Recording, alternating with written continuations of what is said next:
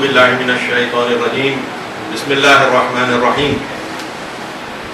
ایام ماہ مبارک، اگر کوئی چیز کی طرف ہماری توجہ مبذول نہیں کراتا تو کم از کم اس چیز کی طرف ضرور کراتا ہے کہ کوئی ایسی حقیقت ہے کہ جو بھوک کے ذریعے سے اور پیاس کے ذریعے سے انسان کے ایمان میں حاصل ہو سکتی ہے. اگر ہم دین اسلام کے ماننے والے ہیں، اور یا شاید وہ دینوں کے ادیان کے ماننے والے ہیں کہ جو دین میں روزے کا تصور رکھتے ہیں، فاسٹنگ کا تصور رکھتے ہیں، تو اس کا مطلب صاف صاف یہ ہے کہ کوئی چیز ایسی ہے جو انسان کے لیے بھوک اور پیاس سے محرومیت کے نتیجے میں اس کے مرتبہ ایمانی کو ایک دوسرے درجے تک پہنچا سکتے ہیں. اس لیے یہ بات کو قرآن نے بھی جب پیش کیا کہ جیسے کہ گزشتہ قوموں پر بھی روزہ لکھ دیا گیا تھا، اسی طریقے سے تم پر بھی آج واجب کیا جا رہا ہے. کتب علی الذین من قبلکم کا جو عنوان ہے وہ یہی ہے کہ یہ ایک ایسا سلسلہ ہے کہ جہاں کے اوپر آپ جب غذا سے اور دوسری چیزوں سے، پانی سے اور دوسری چیزیں جو عام طور پر حلال ہوتی ہیں، اس سے اپنے آپ کو جب دور کر لیتے ہیں اللہ کے لیے، قربت خدا کے لیے، تو یہ مہلت جو آپ کو ملتی ہے صبح سے لے کے شام تک، ابتداء فجر سے وقت مغرب تک، یہ آپ کی روح کو ایک الگ مرحلے پر لے آتی ہے. اور اس کے بعد یہ جو آخری 10 دن ہیں ان کا جو زیادہ توجہ کے ساتھ رمضان میں منایا جانا، تاکید روایتوں میں بھی ہے اور آیات قرآنی میں بھی ہے، وہ اسی عنوان سے ہے کہ ایک مرحلے کو آپ جب طے کر لیتے ہیں، جگہ تک پہنچ جاتے ہیں 20 روزوں کے لگ بھگ بعد، تو اس کے بعد کا مرحلہ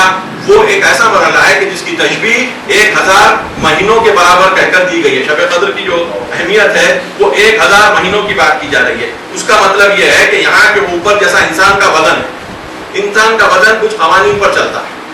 آپ اگر اس بدن کو ان قوانین پر چلائیں تو اس کی گروتھ کا ایک سلسلہ ہوتا ہے، اس کی گروتھ کا ایک سلسلہ ہوتا ہے.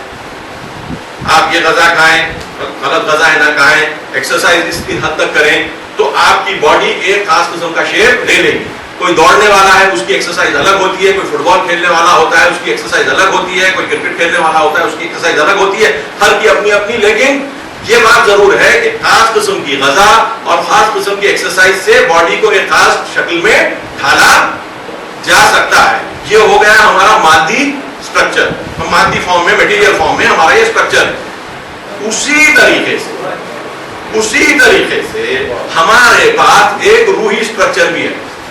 ہم خالی مادہ نہیں ہیں. بیل کو آپ خالی کھانا کھلاتے رہیے یا منڈی میں بن کر اس کو چلائیے یا ہل جوتنے کے لیے اس کو کام میں لائیے، اس کی جو دنیا کی بدنی جو قوتیں ہیں وہ وہی حساب سے رہیں گی. جتنا کھائے گا اتنی طاقت آئے گی، اس حساب سے وہ کام کرے گا. اس کی روحی ارتقاء کے لیے، اس کی ایمانی ارتقاء کے لیے کوئی کام کیا نہیں جا سکتا.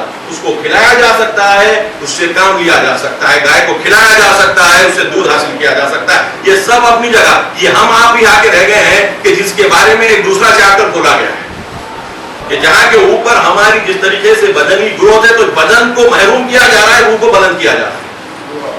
یہ جو ریلیشن شپ روح کی اور بدن کی ہے، یہ اسلام نے اس لمبی مدت کے لیے، 1 مہینے کے لیے اس بنیاد پر تاکید کی ہے کہ بدن کی قوت کو کم کرو، ایمانی قوت کو زیادہ کرنے کا طریقہ ہم نے بتایا ہے. یہ اگر انسان کو سمجھ میں آ جائے تو شاید ہم نے جو سوالات سے گفتگو شروع کی ہے ان سوالات میں سے اکثر سوالات کا حل مل جائے. پہلی چیز کہ اللہ تعالیٰ نے تمام انسانوں کو اسی فطرت پر خلق کیا ہے. فطرت اللہ التی فطر الناس علیہا. ہم نے تمام انسان کو اللہ کی فطرت پر، اللہ کے طریقے پر خلق کیا ہے.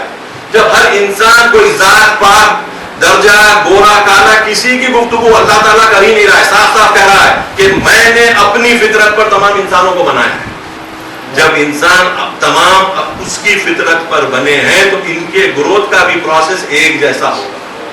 اسی لیے کہا گیا ہے کہ جیسا گزشتہ قوموں کو کہا گیا تھا کہ روزہ رکھو، اسی طریقے سے تم کو بھی کہا جا رہا ہے، تاکہ جس طریقے سے بدن کا اہتمام کرتے ہو اس طریقے سے اس مہینے میں کم از کم روح کا اہتمام کرو، بدن کے اہتمام کو سیکنڈ لیول پر ڈال دو. اتفاق کی بات یہ ہے کہ ہر چیز کیونکہ الٹی ہوئی ہے، رمضان بھی اسی طریقے سے الٹا ہونے لگا.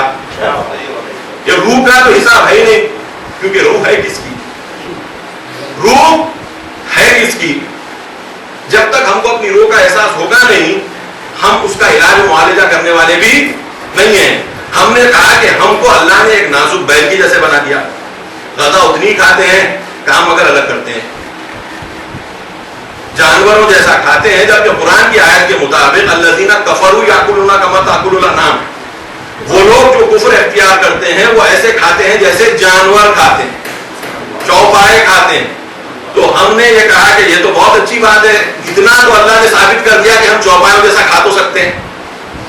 آیت سے یہ ضرور نتیجہ نکل گیا کہ ہمارے میں الحمدللہ چوپایوں کے جیسی کھانے کی قدرت تو برابر ہے، ٹھیک ہے۔ اور اللہ نے شروع سے کہہ دیا بسم اللہ الرحمن الرحیم الحمدللہ رب العالمین الرحمن الرحیم، تو رحمتوں کا جب سلسلہ ہے تو یقیناً وہ کھانے میں بھی آ گیا ہے۔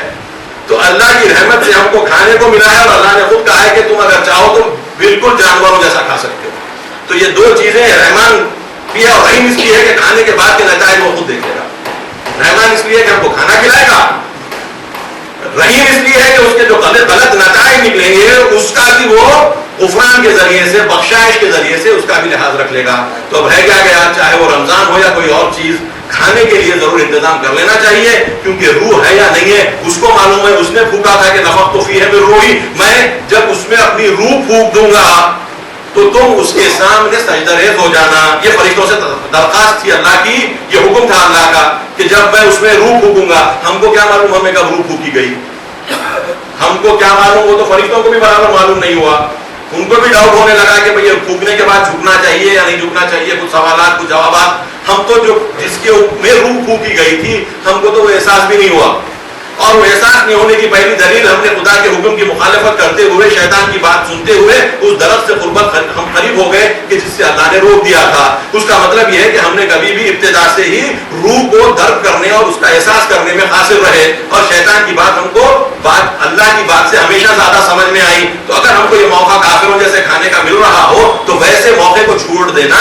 یہ عین کفران نعمت ہوگا۔ اور رہا کہ روح کی پرواہ اللہ تعالیٰ کو خود کو کرنی ہے، ہم کو کرنی نہیں ہے، بات بڑی منطقی ہے۔ آیات قرآنی سے ہم نے اپنے رمضان کے کھانے کا انتظام تو کر دیا۔ اب کیا رہ گیا، وہ روح کہ جس کے بارے میں اللہ نے ہمارے شرف کو اسی سے جوڑا، انسان کو بنایا، روح پھونکنے سے پہلے سجدے کی درخواست نہیں کی، حکم نہیں دیا، روح پھونکنے کے بعد کہا کہ اس کے بعد خلقت انسانی کی بھی جو آیتیں قرآنی ہم کو ملتی ہیں، مختلف حالات میں انسانی پیکر کو بدلتے ہوئے پیش کرتا ہے، اور اس کے بعد کہتا ہے کہ پھر روح پھونکی گئی اور اس کو ہم نے اور ہی خلقت بنا دیا۔ تبارک اللہ احسن الخالقین، اور بابرکت ہے وہ اللہ کی ذات جو بہترین خلق کرنے والا ہے۔ تو یہ سب چیزیں ایک طرف، پیٹ کی بھوک اور پیٹ کی خواہش، زبان کا مزہ ایک طرف، آ کر آج کے دور میں اگر ہم دیکھیں تو رمضان اپنی دوسری کیفیت کے لیے کم اور اپنی پہلی کیفیت کے لیے زیادہ معروف ہے۔ پیٹ بھرنا ہم کو سب کو آتا ہے، روح کو آگے لے کر جانا ہم کو سیکھنا پڑے گا، کیونکہ پیٹ بھرنے والی کیفیت جانوروں جیسی۔ کون سا جانور آپ بتا دیجئے کہ جس کو آپ کو سکھانا پڑتا ہے؟ بچہ پیدا ہوتا ہے، ماں کی چھاتی سے دودھ پیتا ہے یا نہیں پیتا ہے؟ ہر وہ جانور جس کو اللہ نے طاقت دی اپنی غذا کی خود کھوج کرنے کی کوشش کرتا ہے یا نہیں کرتا ہے، چاہے وہ حس کے ساتھ اور علم کے ساتھ ہو یا فطرت کی بنیاد پر ہو، ہے یا نہیں ہے؟ لیکن ہر جب انسان میں غذا کھانے اور غذا طلب کرنے کی خواہش اور ذائقہ لینے کی خواہش ہوتی ہے، تو کیا ہر انسان میں اللہ کی طرف رغبت کرنے کی بھی ویسی کیفیت ہو سکتی ہے یا ویسی ہو نہیں سکتی؟ پوری گفتگو اسی کے اطراف ہے کہ انسان اپنے پیکر مادی سے ہٹ کر کچھ اور بھی اپنے آپ کو سمجھتا ہے یا نہیں سمجھتا ہے، پہلا سوال۔ دوسرا، کتنی دیر تک سمجھ سکتا ہے؟ توجہ کا محتاج۔ ایک، پہلے کہ میں کس حد تک اپنے آپ کو بدنی فقط سمجھوں یا نہیں تو روحی بھی ہوں سمجھوں، اور پھر کب تک میں اس کیفیت کو اپنے لیے ایک دائمی کیفیت بنانے کے قابل سمجھتا ہوں یا نہیں سمجھتا ہوں۔ قرآن کی آیت ہے جہاں پر اللہ تعالیٰ فرماتا ہے یہ لوگ اللہ کی عبادت بالکل کنارے پر کرتے ہیں، بالکل کنارے پر کرتے ہیں، بالکل جس طریقے سے کبڈی کھیل رہے ہو، یوں جہاں تک گئے کہ واپس بھاگ کر اپنی کیفیت میں آ گئے کہ تاکہ کوئی مادی نقصان کے بغیر اگر اللہ کی عبادت ہو جائے، اگر کوئی مادی نقصان کے بغیر اللہ کی عبادت ہو جائے تو یہ کیسی زبردست چینم چانی ہو جائے گی. رند کے رند رہے ہاتھ سے جنت نہ گئی. دنیا میں جو چاہا کر لیا، اللہ سے بھی ہائی بائی کا رشتہ باقی رہا. کل ایسا نہ ہو کہ قیامت کے دن اگر بات بولے کہ اللہ تعالیٰ کے سامنے جانا ہے تو بولے ہم تو پہلے سے ہی جانتے ہیں، ملاقات ہے، بات چیت ہو چکی ہے. کوئی وہ کیسے؟ تو بولے پیٹ بھر کے کھانے کے بعد جب ڈکار نہیں آتی تو اللہ کو پکار لیتے، آ جاتی تو بھی الحمدللہ کہتے. کیونکہ اگر ڈکار نہیں آتی تو کیفیت ایسی ہوتی تھی کہ اوپر کا دم اوپر اور نیچے کا نیچے، تو اللہ یاد آ جاتا تھا تو اللہ کو پکار لیتے. ڈکار آ بھی جاتی تھی تب بھی اللہ کو پکارتے تھے الحمدللہ کہہ کر. تو اللہ کا ہمارا رشتہ ہمارے پیٹ سے جڑا رہا، ہم نے کبھی وہ رشتہ ٹوٹنے نہیں دیا. اب بھی اب اللہ جب آئے گا تو کچھ اچھا کھلانے کے لیے بلا رہا ہوگا. تو انسان کا ذہن جو ہے ہوتے ہوتے ہوتے اتنا مادی ہونے لگتا ہے کہ وہ ہمیشہ یہ سمجھتا ہے ہر چیز مادے سے جڑی ہے. میری کامیابی مادے سے جڑی ہے، میری شکست میرے مادے سے، میری عزت میرے مادے سے. ایک ایک آیت آپ قرآن کی لیتے جائیے، اس کو ریفیوٹ کرتی ہے، اس کو کا انکار کرتی ہے. مادہ کوئی چیز نہیں، اتنی بڑی کائنات بنانے والے کے واسطے ہم جیسے انسان کا پیٹ بھرنا یا نہیں بھرنا کیا مانا رکھتا ہے یا نہیں ہے؟ ہم جیسے کا پیٹ بھرنا یا نہیں بھرنا کیا مانا رکھتا ہے؟ ہزاروں لاکھوں پیدا ہوتے ہیں اور ہزاروں لاکھوں روز مرتے ہیں. پھر وہ کیا چیز تھی کہ جس کو لیے ہم کو اس نے خلق کیا؟ پھر وہ کیا چیز جس کے لیے ہم کو خلق کیا ہے؟ وہ کیا چیز تھی جس کے لیے اس نے انبیاء کو بھیجا؟ وہ کیا چیز تھی؟ اور وہ چیز کیا ہمارے میں ہے یا نہیں ہے؟ اس وقت اللہ کو پکارنے اور اللہ تک کی ابتدائی آشنائی تک بالکل بھی نہیں ہے. جس طریقے سے میں نے کہا کہ ہم اگر کوئی ایکسرسائز کرنے والے کو دیکھتے ہیں کہ جس بھی فیلڈ کا وہ ماہر ہے اس میں وہ اس شکل کی ایکسرسائز کرے گا اور اس کے مطابق اس کی بدن کی گروتھ ہوگی اور اسی حساب سے اس کے پاس وہ اسٹیمینا آ جائے گا. یہ ایک ایک ایک چھوٹی چھوٹی باریک سے باریک چیز اس میں اثر رکھتی ہے. تھوڑی غلط غذا ہو جائے اس کے پریپریشن میں پرابلم آ جائے گا، تھوڑی زیادہ ایکسرسائز ہو جائے تو پرابلم آ جائے گا، تھوڑی کم ایکسرسائز ہو جائے گا تو بھی پرابلم آ جائے گا. تو یہ چیز جس کو کہتے ہیں کاز اینڈ ایفیکٹ، سبب اور مسبب، یہ مادی دنیا میں دن رات ہم دیکھتے ہیں اور اس پر یقین رکھتے ہیں. رکھتے نہیں رکھتے؟ اگر میں سیڑھیاں اتر رہا ہوں اور میں کہوں میں سیڑھی اتر رہا تھا لیکن میں سیکنڈ فلور پہنچ گیا، آپ کیا کہیں گے؟ علاج کی ضرورت بہت زیادہ ہے، اب کبھی سیکنڈ فلور پر مت جائیے، سیڑھیاں اترتے وقت زمین پہ آئیں گے آپ. اگر آپ ٹھیک ہو گئے آپ کا دماغ، اگر نہیں ٹھیک ہوا تو تھرڈ فلور تک پہنچ جائیں گے اور ہو سکتا ہے اللہ چاہے تو اور اوپر. بولیں گے یا نہیں بولیں گے؟ کیونکہ آپ کو اس بات کا یقین ہے کہ آپ اگر سیڑھی نیچے اتر رہے تھے تو آپ اوپر پہنچنے والے نہیں ہیں. قبول؟ یہ بالکل کلیئر ہے. ٹھیک ہے، آگے چلتے جا رہے ہیں، پیچھے پہنچ گئے. یہ جوانی میں، ابتدائی جوانی میں ہو سکتا ہے گھر کو اپنے جانا چاہ رہے تھے کہیں اور پہنچ گئے. قبول؟ کیا غلط بول دیا ہوں؟ آگے بڑھ رہے تھے، جا رہے تھے، اپنے گھر کو پہنچ گئے کسی اور جگہ پر. ابتدائی جوانی تک قبول، اس کے بعد ابھی تو قبول نہیں ہے. اللہ نے بھی کچھ جگہوں پر چھوٹ دے دی ہے، باقی جگہ تو قانون کام کریں گے. ہے یا نہیں ہے؟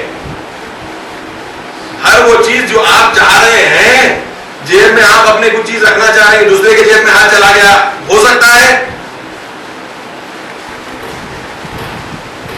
نہیں ہو سکتا. مگر یہ کہ کوئی آدمی بالکل ہی قریب کھڑا ہو اور آپ ڈالنے کی کوشش کر رہے ہو، غلطی سے اس کا جیب بھی وہیں پر، ورنہ کوئی پک پاکٹ کو آپ یہ نہیں کہیں گے کہ وہ کہے کہ میں اپنے جیب میں ڈال رہا تھا آپ کی جیب میں چلے گیا. مانیں گے؟ نہیں مانیں گے. مسجد میں اگر بھی ہوگا تو نہیں مانیں گے کیونکہ زیادہ تر وہاں پر ہی چوری ہوتی ہے. تو آپ جب ہر چیز کا ایک کاز اینڈ ایفیکٹ دیکھ رہے ہیں، ایک سبب اور اس کا مسبب، ایک علت اس کا نتیجہ، تو جب یہ سب دنیا کے مادی چیزوں میں سیدھے پیر کی چپل بائیں پیر میں غلطی سے پہن سکتے ہیں، توجہ کے ساتھ نہیں پہنیں گے. قبول؟ آئیے روح کے اوپر. روح پر بھی یہی قسم کی چیز کارآمد ہے، یہی طریقہ روح پر بھی لاگو ہوتا ہے. روح کی آپ ایکسرسائز چھوڑ دیے، روح لجلی ہو جائے گی. صحیح ایکسرسائز کیجئے تر و تازہ ہو جائے گی. ایکسرسائز کے کچھ جو طریقے ہیں اس کے نتائج بھی برابر مرتب ہوں گے. ایسا نہیں ہے کہ ایک طاقتور روح ایک کمزور روح بن جائے، اور ایک کمزور روح بغیر کوئی سبب کے ایک طاقتور روح بن جائے کیونکہ ہم نے ہاتھ پر تعویذ باندھ لی. تعویذ عام طور پر ان کو باندھی جاتی ہے کہ جس کی روح خود گرو نہیں ہو سکتی، اس لیے جو ہے ہم کو دیکھا جاتا ہے کہ کچھ جگہ اس قسم کے لوگوں کو تعویذ دی گئی کہ جن کے پاس روح ہی نہیں، جن کے پاس روح کا تصور ہی نہیں تھا. چھوٹا بچہ، اس کو ابھی روح کا اندازہ نہیں ہے، اس کو آپ تعویذ باندھ سکتے، مگر شعور رکھنے والے کو اگر وہ روح کے مقابل میں عمل کر رہا ہے کوئی تعویذ باندھ نہیں، کوئی کچھ اثر ہونے والا نہیں ہے. جہاں پر اثر ہونے کی بات ہے، جب آپ کو شعور آ گیا ہے، وہی والی بات ہے نیچے اتر رہا ہوں تو اوپر پہنچنے والا نہیں ہوں. یہی چیزیں ہیں جس کی طرف رمضان، یہی چیزیں جس کی طرف شب قدر، یہی چیزیں ہیں جس کی طرف قرآن رسول سبھی دعوت دیتے ہیں. آپ کو روح کے لاز کو سمجھنے کی اتنی صلاحیت ہو جائے کہ آپ کو ہم کو اتنا معلوم ہو کہ جس طریقے سے ایک اگر ہم توجہ کے بغیر لفظش کرتے ہیں اور ٹھوکر لگ سکتی ہے تو اتنی ہی زیادہ، اس سے 100 مرتبہ زیادہ، اس سے 1000 مرتبہ زیادہ لفظش کرنے پر روح کو بھی ٹھوکر لگتی ہے. یہ ایسا نہیں ہے کہ اگر روح ایک رات میں 1000 مہینوں کی ترقی کر سکتی ہو تو ایک رات میں 1000 مہینوں کی اس کا زوال نہ کر سکتی ہو. جب چڑھنے کے لیے وہی ہے تو اس کا الٹا بھی اثر مرتب ہوگا، اس کے نتائج نکلنے والے ہیں. اگر ہم کو اس پر یقین نہیں ہے، ہمارے گناہ ہم کو سبق نہیں سکھاتے. گناہ کا نتیجہ کیا ہوگا؟ بہت زیادہ کھانے کا نتیجہ کبھی کبھی معلوم ہو جاتا ہے. قبول؟ بہت زیادہ کھانے کا کبھی نتیجہ معلوم ہو جاتا ہے، لیکن روح کے نقصان کا نتیجہ جب تک کہ توجہ نہ کی جائے معلوم نہیں ہوتا. روح زوال کی طرف جا رہی ہے یا ترقی کی طرف، وہ جب تک کہ خدائی راستے کو اختیار کر کر اس بات پر یقین نہیں کر لیا جائے گا کہ تیرا وہ راستہ جو تو نے ہمارے لیے بنایا تھا اور جس کے لیے تو نے ہمیں خلق کیا اور اپنے آپ کو بہترین خالق کا عنوان اور خطاب دیا، وہ اس لیے ہے کہ ہماری روح کا سفر ہم شروع کر سکتے ہیں، اس لیے نہیں کہ ہمارے بدن کا سفر ہم اس طریقے سے کہ جیسے جانور کھاتے ہیں کھا کر آگے بڑھاتے رہیں. یہ فرق کا احساس انسان کی ایمانی زندگی کی ابتدا ہے. یہ فرق کا احساس انسان کی ایمانی زندگی کی ابتدا ہے. وہیں پر ایمان شروع ہوتا ہے جہاں پر انسان کو یقین ہو جاتا ہے کہ جیسے بدن کے لاز ہیں، جیسے بدن کے قوانین ہیں، ویسے ہی میرے روح کے قوانین ہیں اور اس سے زیادہ باریک ہیں، اس سے زیادہ باریک ہے. حساب کتاب کوئی چھوٹی چیز بھی، قرآن کی آیت میں تفصیل میں نہیں جاتا کہ کتاب کو کیا ہو گیا، نہ کوئی بڑا نہ کوئی چھوٹا، کوئی چیز کو اس نے چھوڑا ہی نہیں ہے. اس لیے نہیں چھوڑا ہے کہ چھوٹے کا بھی اثر روح کے راستے پہ بڑا ہوتا ہے، چھوٹے کا بھی اثر روح کے راستے پر بڑا ہوتا ہے. اس لیے ہم کو کبھی کبھی حدیثوں میں نظر آتا ہے کہ گناہ کو چھوٹا مت سمجھو کیونکہ ہر گناہ بڑا ہے، اس لیے کہ اس میں مخالفت خداوندی ہے. کوئی بھی خدا کی مخالفت ہونے کے ناطے چھوٹی نہیں ہو سکتی. اثر کے نتیجے میں آپ اس کو صغیرہ یا کبیرہ بول سکتے ہیں. چھوٹی غلطی ہو جائے جس پہ دوسروں کو زیادہ اثر نہ ہو، ہم کو زیادہ اثر نہ ہو، اس کا نتیجے میں ہم اس کو صغیرہ کہیں گے. کبیرہ اس وقت کہیں گے کہ جب اس کا اثر ہم پر یا کسی اور پر بہت زیادہ ہوگا. لیکن مخالفت الہی کی بنیاد پر وہ تو کبیرہ ہی بڑی، گناہ بڑا ہے. اور اگر ہم یہ راستوں کو سمجھنے لگے کہ اگر ہم ایسا کرتے ہیں تو کیا ہوتا ہے، ہم اگر ایسا کرتے ہیں تو کیا ہوتا ہے، اگر ہماری لالچ اگر بڑھ جاتی تو کیا ہے، اگر ہماری سیکیورٹی کے اگر لیول ہم مادی طور پہ اپنے بڑھانا چاہیں گے تو ہمارا کیا نتیجہ نکلے گا، اور کس حد تک ہم اللہ پر توکل کریں ہماری ہر سانس کے لیے، ہماری ہر گروتھ کے لیے. یہاں پر وہ قرآن آیت شروع ہوتی ہے کہ جہاں کے اوپر اللہ تعالیٰ فرمایا تھا وہ لوگ جو اپنی نماز کی حفاظت کرتے ہیں، یعنی اس کو پتا چل گیا ہے روح کو کہ اگر میں نماز میں کرا تو مجھے وہ نتیجہ جو میں ایک نماز میں حاصل کروں گا وہ نتیجہ حاصل ہونے والا نہیں ہے. جس طریقے سے ایک ایکسرسائز کرنے والا ایتھلیٹ، ایک کھیلنے والا کھلاڑی جانتا ہے کہ اگر میں یہ سسٹم کو اگر صحیح طریقے سے نہیں بجا لاؤں گا تو بجائے اس کے کہ میری کمر مضبوط ہو جائے مجھے درد شکم یا درد کمر شروع ہو جائے گا. اس باریکی کے ساتھ اگر وہ جس بدنی چیز کی طرف توجہ کرتا ہے، انسان کو اگر احساس ہو جائے کہ میری نماز میری غذا ہے، میرا سب سے اچھا عمل ہے. خیر العمل کا مطلب ہی کیا ہو؟ سب سے اچھا عمل کا مطلب کیا؟ قرآن کی آیت کے مطابق ذکر اللہ اکبر، اللہ کا ذکر سب سے بڑی چیز ہے. اللہ کا لاکھ لاکھ شکر ہے کہ غذا اور پانی، اور اس کی بات اللہ نے قرآن میں نہیں کی کہ یہ بھی بہت بڑی چیز ہے، تو تاکہ ہماری نظر ادھر چلے جاتی اور ادھر کی طرف نہ آتی. ذکر اللہ اکبر، اللہ کا ذکر سب سے بڑی چیز ہے. کس کے لیے؟ ہمارے لیے، اللہ کے لیے، ہمارے لیے. کیونکہ ہم نہیں باقی رہیں گے اگر ہم وہ ذکر کو باقی نہیں رکھیں. جب ہم باقی نہیں رہیں گے تو سب سے بڑی چیز ہوئی یا نہیں ہوئی؟ جب ہم اگر ذکر صحیح نہیں کریں گے تو ہم باقی نہیں رہ جائیں گے. کسی اور شکل کے جانور میں ہماری تبدیلی ہو جائے گی. ظاہری طور پر آئینہ اس تبدیلی کی طرف نشاندہی نہیں کرے گا، ظاہری طور پر آئینہ اس تبدیلی کی طرف اشارہ نہیں کرے گا، لیکن ہماری روح پوری طریقے سے مست ہوئی نہیں ہوگی. کیونکہ ہم کو اچھائی اور برائی میں ہماری خواہش کے ساتھ اچھائی اور برائی کو لیبل کرنے کا شوق اور سلیقہ آ جائے گا. میں 1-2 گھنٹے پہلے ٹیلی ویژن دیکھ رہا تھا. امریکہ کے foreign secretary, foreign minister, secretary of state بولتے ہیں وہ لوگ، وہ CNN میں بیان دے رہے تھے کہ اسرائیل پر حملہ کر دیا گیا. لفظ استعمال کیا انہوں نے، اسرائیل از انڈر سیج. انہوں نے یہ الفاظ استعمال کیے کہ اسرائیل از انڈر سیج، یعنی اگر باہر سے سوچنے والا اگر دیکھے تو اسرائیل پر حملہ طریقے سے بڑے طریقے پر کر دیا گیا ہے. پتا چلا کہ کیا ہوا تو کہا کہ 2 سویلین مر گئے 12 دن میں، اور یہاں کے اوپر 2000 سے زیادہ زخمی اور 300 سے زیادہ اموات. ٹھیک، مگر گفتگو کیا ہو رہی ہے؟ بڑی جگہ کا ملک کا بڑا پڑھا لکھا آدمی جو اتنے بڑے پوسٹ پر تھا، کچھ سال پہلے پریزیڈنٹ کے لیے الیکشن لڑا، ہار گیا، لیکن پھر آج سیکرٹری آف اسٹیٹ جو نمبر 2 پوزیشن ہوتا ہے امریکہ میں، ٹھیک ہے، وہ یہ کہہ رہا ہے. تو اگر سننے والا جس کو پوری خبر نہیں پتا تو کیا پتا چلے گا کہ غزہ میں رہنے والے کچھ باشندے اسرائیل پر حملہ بول دیے. یہ کیسے ہو گئے؟ پڑھے لکھے لوگ اس گفتگو کیوں کرتے ہیں؟ اور ہمیں ان میں کوئی کتنا فرق ہے؟ جب انسان اپنی دنیا کو اپنی آخرت سے، اپنے بدن کو اپنی روح سے زیادہ اہمیت دینے لگے گا تو وہ سچ سمجھ کر جو کہے گا وہ جھوٹ ہوگا. قرآن کی ابتدائی آیتوں میں، سورہ بقرہ کی ابتدائی آیتوں میں ہے کہ جب ان سے کہا جاتا ہے کہ تم فتنہ مت کرو، فساد مت کرو، یہ کہتے ہیں کہ ہم سوائے صلح اور صلاح کے کچھ بھی نہیں کرتی. انسان کیسا ہو گیا ہے؟ یہ روح کی کمزوری اور روح کو اندھیکا کرنے کا. ورنہ یہ آپ یاد رکھیے کہ جو بات کہی جا رہی ہے یہ سیریسلی لاکھوں کروڑوں لوگوں کو سننے کے لیے کی جا رہی ہے، کوئی کمرے میں بیٹھ کر نہیں کی جا رہی ہے.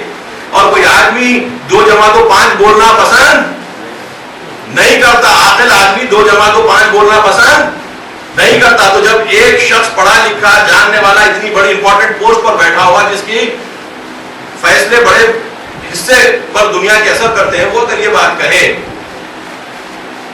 اور نتیجتاً اسرائیل کو دفاع کا اختیار، ہم کو آپ کو کیا سمجھ میں آتا ہے؟ یہی سمجھ میں آتا ہے کہ یہ اس وقت کی جو دنیا ہے، ایک طرف اس قسم کے لوگ ہیں کہ جنہوں نے روح کا سبق پڑھا ہی نہیں.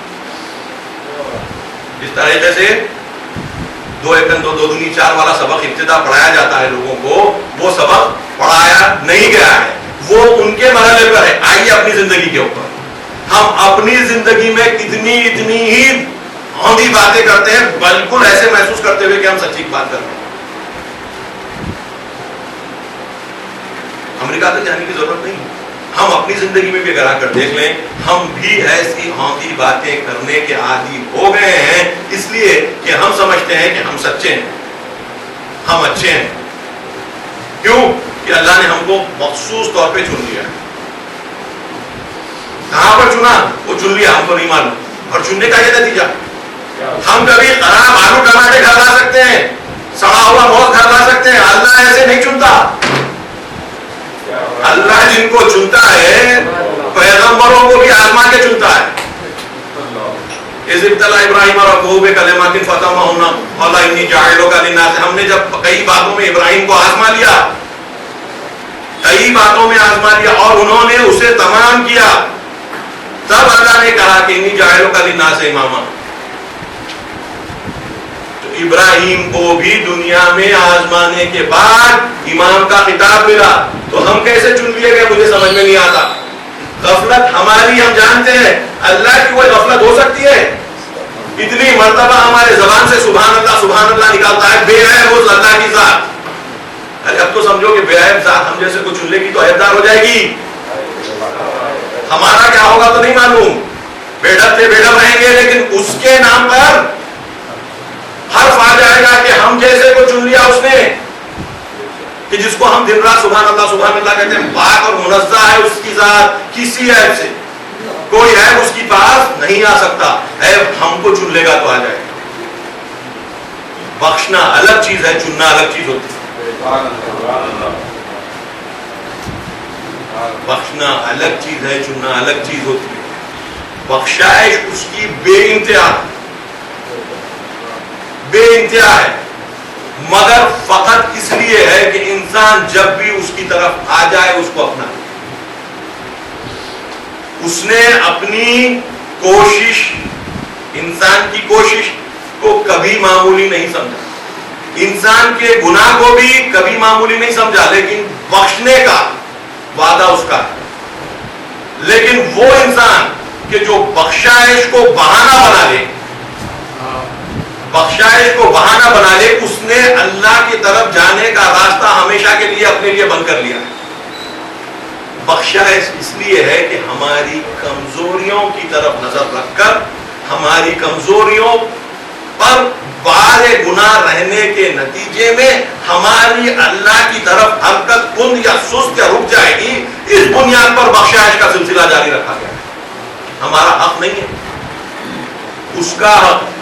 لیکن کیوں؟ تاکہ اس بوجھ کے تحت گناہ کے جو 2-4 قدم ہم اللہ کی طرف چل سکیں گے وہ بھی کیونکہ نہیں ممکن ہوگا اگر وہ گناہ کا اثر مرتب ہو جائے. تو اس لیے وہ کہتا ہے کہ ہم یعفو عن الکثیر کرتے ہیں، کثیر چیزوں کو ہم بخش دیتے ہیں. اب جب روحی سفر کرنے والا جب اللہ کے راستے پر آتا ہے تو یہ دونوں چیزوں کی طرف اس کی نظر پوری ہوتی ہے. ایک اپنی کمزوری کی، دوسرے اپنے پوٹینشیل کی، اپنی اندر کی موجود قوت کی. تو ایک طرف اپنی کمزوری سے گناہ کرنے کی جو توبہ کے ذریعے سے، اور اسی بنیاد پر اللہ تعالیٰ فرماتا ہے یحب التوابین ویحب المتطہرین. ہم توبہ کرنے والوں کو اور اپنے آپ کو پاک رکھنے والوں کو پسند کرتے ہیں. یا خود اپنے آپ کو انہو کان توابا کہتا ہے جو زیادہ توبہ قبول کرنے والا ہے. یہ ایک پہلو ہے ہمارا کہ جو ہماری کمزوری ہے اس کا اس نے خیال رکھ لیا ہے. نفس جو اپنے آپ پر ظلم کرتی ہے، ہم تیرے تمام گناہ بخش دیں گے، اسی عنوان سے کہ تم میں بوجھ اور بار گناہ اٹھانے کی جو صلاحیت ہے وہ بہت ہی محدود ہے. میں جانتا ہوں توبہ کرو بخش دو. توبہ وہی کرے گا جس کو پتا ہے کہ اس کے پاس اللہ کے راستے پر چلنے کے لیے اور کوئی بہانہ اور کوئی رکاوٹ نہیں ہے سوائے اس توبہ کی. کچھ توبہ اس لیے ہوتی ہے کہ جس طریقے سے انسان اپنا ہاتھ جلا لے اس کے بعد توبہ کرے، پھر نہیں جلاؤں گا.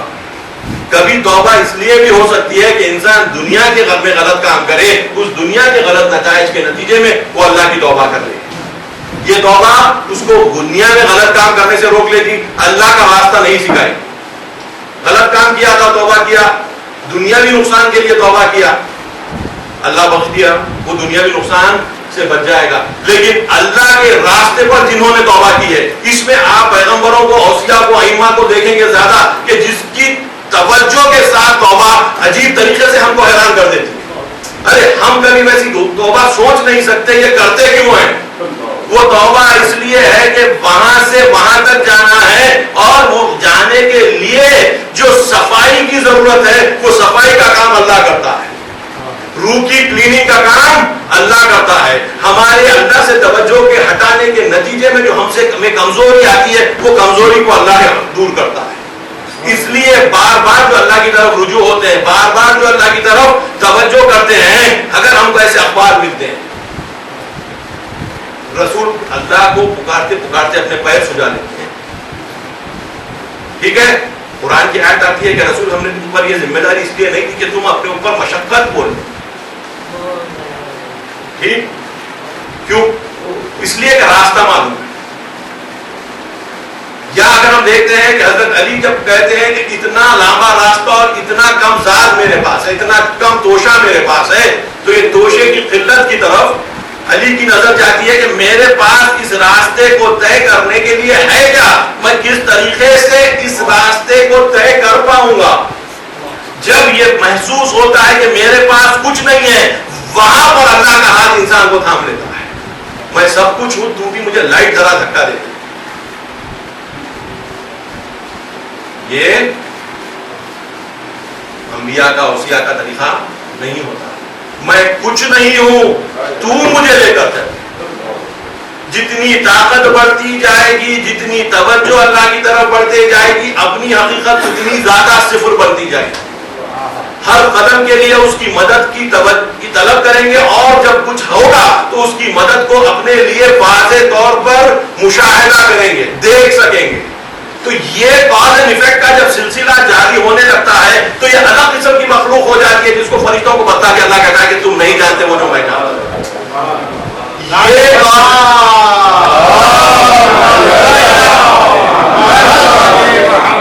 یہ کاز اینڈ ایفیکٹ کو ایجاد کرنے کے لیے ہم کو دنیا میں بھیجا ہے. ورنہ مادی کاز اینڈ ایفیکٹ کس کو نہیں معلوم؟ مادی cause and effect, material cause and effect کس کو نہیں پتا؟ چھوٹے بچے کو بھی پتا ہے. ایک مرتبہ اگر غلطی سے آگ میں ہاتھ ڈال دے گا, دوبارہ نہیں ڈالے, سمجھ جاتا ہے. پہلی مرتبہ اس کو جب نہیں ہوتی ہے تو جائے گا, ضرور جائے گا, روکنے کی بھی کوشش کیے جائے گا. گرم چیز کو ہاتھ لگانے سے روکیے, وہ پوری کوشش کے ساتھ لگانے کی, ایک مرتبہ اندازہ ہو جائے, اس کے بعد دیکھیے جائے گا. تو یہ چیز تو ہم آتی ہی ہے. پھر ہمارے میں وہ خوبی ہی کیا ہے کہ جو فرشتوں کو سامنے ہمارے سجدہ ریز بنا ہے, وہی نہیں. جب تک کہ ہمیں یہ راستے سمجھ میں نہ آئے. اسی بنیاد پر حضرت علی کا جو قول ہے کہ مجھ سے اس سے پہلے کہ میں تمہارے درمیان نہ رہوں, سوال کر لینا, میں آسمانوں کے راستوں کو بہتر جانتا ہوں بنسبت دنیا کے راستوں.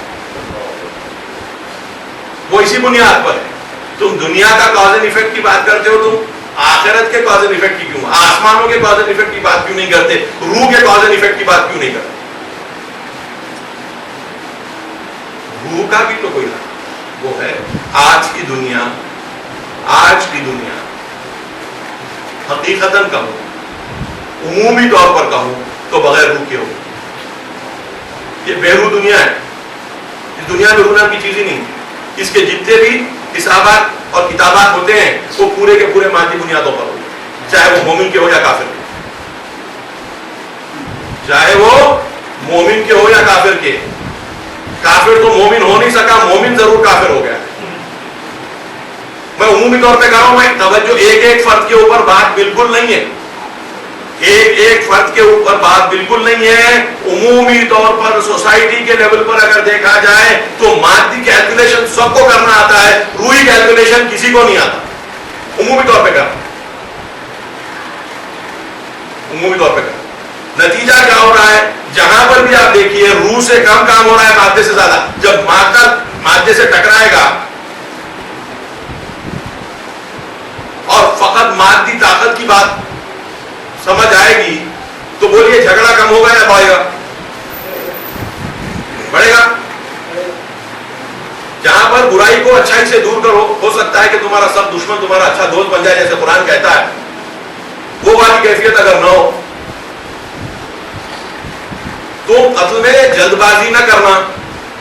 اس اسراف نہ کرنا جو قرآن کہتا ہے. یہ قتل و غارت گری کس کا نتیجہ ہے؟ افسوس کی بات یہ کہ مسلمان دنیا میں جتنی آج قتل و غارت گری ہو رہی ہے اتنی پوری دنیا میں باقی کے حصے میں نہیں ہو رہی. غلط ہے یا صحیح ہے؟ اس کا مطلب کیا ہے؟ اس کا مطلب یہ ہے کہ مومن جا کے کافر ہو گیا. کافر کی ایمان کی بات بعد میں کریں گے, لیکن پہلے مومن کے ایمان کی بات تو کر لیں. آج کے دور میں خدا کی وحدانیت کو ماننے والے مختلف اقوام میں موجود ہیں, کیونکہ فطرت ہے. خدا کو ایک ماننے والے آپ کو میں کرسچن میں بتا سکتا ہوں, میں آپ کو یہودیوں میں بتا سکتا ہوں, میں آپ کو ہندوؤں میں بتا سکتا ہوں کہ خدا کو ایک مانتے ہیں اور اس کو مادی نہیں سمجھتے. آریہ سماج لیجیے جو بت پرستی کے خلاف ہے, برہما کماری اس کو لیجیے کہ جو بت پرستی کے خلاف ہے. ٹھیک, کرسچن میں آپ کو جو ہے یونیٹیرینز ملیں گے کہ جو تین خدا کو نہیں مانتے, ایک خدا کو مانتے. یہودی دین میں بھی آپ کو ایسے لوگ ملیں گے جو موحد ہیں. ان کی تصدیق قرآن بھی کرتا ہے کہ جہاں پر کہتا ہے کہ اکثر ہم فاسقون, جہاں پر یہودیوں کی بات کرتا ہے, جہاں پر عیسائیوں کی بات کرتا ہے, جہاں پر اہل کتاب کی بات کرتا ہے, وہاں پر کہتا ہے اکثر ہم فاسقون. اس کا مطلب یہ ہے کہ کچھ فاسق نہیں ہے. ان کی بھی تعریف آپ کو سوروں میں مل جائے گی, ابتدائی سوروں میں مل جائے گی, بقرہ میں اور آل عمران میں. آج ہم جو مسلمان, چاہے وہ کسی قسم کے مسلمان, آج ہمارا مقصد ہے کیا؟ دنیا کو کیا مثال بنا کر پیش کرنا چاہیں گے؟ دنیا میں ایمان کا تو بول بالا نہیں ہے, کفر کا بول بالا ہے. اگر آج ہم اپنی سوسائٹیز کو اس بنیاد پر کہ جو روحی اثرات کا نتیجہ بنتا ہے, یعنی روح کو آگے بڑھانے کا نتیجہ ہوتا ہے, اگر آج ہماری سوسائٹی چاہے وہ کتنی بھی چھوٹی کیوں نہ ہو, اگر ان بنیادوں پر آرگنائز ہو جائے, ان بنیادوں پر آرگنائز ہو جائے, تو آیا ہم دوسری مخلوق نظر نہیں آئیں گے؟ انسان اور عام جانور کے درمیان بدن اور روح کا فاصلہ ہے. بدن دنیا سے نکلی ہوئی چیز کا نام ہے, روح اللہ کی طرف سے پھونکی گئی چیز کا نام ہے. یہ اور وہ کتنا فاصلہ رکھتے ہیں؟ ایک گروپ انسانوں کا بدنی طاقتوں کو بنیاد بنا کر حرکت کر رہا ہے, دوسرا گروپ الہی طاقت کو, جو روح کی طاقت ہے, اس کو بنیاد بنا کر حرکت کر رہا ہے. تو یہ دو گروپوں میں کتنا فاصلہ ہو جائے گا؟ ہوگا یا نہیں ہوگا؟ سچ بولیے ہے پیٹ میں آپ کی, میں آپ میری خوب سبق لیں. الحمدللہ اللہ نے ہم کو ایمان پر رکھا, الحمدللہ ہم ایمان پر ہیں, اس کی نماز پڑھتے ہیں, اس کا روزہ رکھتے ہیں, سب کچھ. مگر آئیے سوسائٹی کے لیول پر کچھ بھی نہیں, وہی خالی دعوے, ان کے جھوٹے ہمارے آدھے سچے. نتیجہ کیا ہو رہا ہے؟ نتیجہ یہ ہے کہ ایمان جیسی چیز وجود میں آ ہی نہیں رہی ہے, اور وہ اس لیے نہیں آ رہی ہے کہ ہم ایمان کو ہم اپنے باپ کی جاگیر سمجھ رکھیں. ہم کو ایمان ٹٹولنے کی ضرورت جو ہے کسی اور جگہ پر نظر نہیں آ رہی ہے. کئی لوگ ہیں جو فطرتاً ایمان رکھتے ہیں, رسول کے مبعوث ہونے کے وقت بھی خود مکے جیسی جگہ پر جہاں پر شرک عام دین تھا, وہاں پر حنفا موجود تھے. تاریخ میں ان کے وجود کا اقرار ہے کہ وہ لوگ جو بت پرستی سے کنارہ کش تھے اور جو اپنے آپ کو پاک اور صاف رکھتے تھے, یہ ان کو حنفا کہا جاتا تھا, حنیف کہا جاتا تھا. جہاں پہ اللہ کہتا ہے کہ دین حنیفہ کی بات کرتا ہے, پیور ریلیجن کی بات کرتا ہے. جب یہ لوگ تھے, آج کے دور میں بھی ہر قوم میں ہو جائیں گے. ہو یہ گیا ہے کہ ہم اپنے آپ کو پہلے حصوں میں تقسیم کر لیے, اور اب ہم یہ ثابت کرنے پر تلے ہیں کہ ہمارا فرقہ ہی سب سے زیادہ اعلیٰ اور اچھا ہے. ہمارا فرقہ ہی سب سے زیادہ اعلیٰ اور اچھا ہے. یہ آپ کو ہم کو کس نے کہا تھا کہ ثابت کریں؟ بتلائیے. یہ جنگ لڑ کے آؤ کس اللہ نے ہم کو بتلایا ہے؟ مسلمانوں کی بات کر رہا ہوں. کچھ سوالات تھے جو ہم کرے تھے, جو آپ بعد میں اس کا میں جواب. کس اللہ نے کہا ہے کہ تم اپنے فرقے کو سب ثابت کر کے آ جانا دنیا میں, چاہے دنیا میں کچھ بھی ہو جائے, جنگ لڑ لیں گے, جھگڑ لیں گے, آبرو دین کی ختم کر دیں گے, نہ وہ ایمان پہ باقی رہیں گے نہ ہم ایمان پہ باقی رہیں گے, مگر ثابت یہ ضرور کریں گے کہ ہم حق پر. کوئی بات ہوئی؟ جس چیز کے لیے لڑ رہے ہیں وہ تباہ ہو رہی ہے اور پھر بھی لڑ رہے ہیں. ارے جانور نہیں کرتے یہ کام، جانور نہیں کرتے یہ کام. ہو سکتا ہے کچھ گوشت کے ٹکڑے پر کسی چچڑے پر جو ہے تو کتے لڑ لیں، مگر ایسی چیز کے اوپر کہ جو سایہ ہو، آپ کس جانور کو لڑتے ہوئے دیکھیں اور کتنی دیر تک لڑے گا. کوئی چیز کا سایہ پڑ رہا ہو، ٹھیک ہے، ان کو وہ ہلنے کے نتیجے میں درخت کے پتے ہوں گے، ان کو جانور جیسا دکھا، ایک کتا اس پر ٹوٹ پڑا پھر دوسرا کتا ٹوٹ پڑا. جس حد تک ان کو احساس ہوگا کہ اس میں کچھ چیز ہے تب تک ہی لڑیں گے، اس کے بعد بھی لڑیں گے. 2 سیکنڈ 3 سیکنڈ 5 سیکنڈ اس سے زیادہ. کیوں کہ اللہ ان کو ناک ایسی دیا ہے کہ وہ تھوڑی دیر میں پچھاڑ لیں گے کہ اس میں کچھ بھی نہیں. انسان کو اللہ نے ناک نہیں دی، ایمان دیا. اب ایمان ہی نہیں ہے تو 2 کتے اپنی ناک کی قدرت کی بنیاد پر سمجھ لیں گے کہ وہ چیز لڑنے کے قابل نہیں ہے. وہ ایک سایہ تھا جو جانور نما دکھ رہا تھا، تو 2 سیکنڈ سے 5 سیکنڈ میں لڑائی ختم ہو گئی. ہمارا ایمان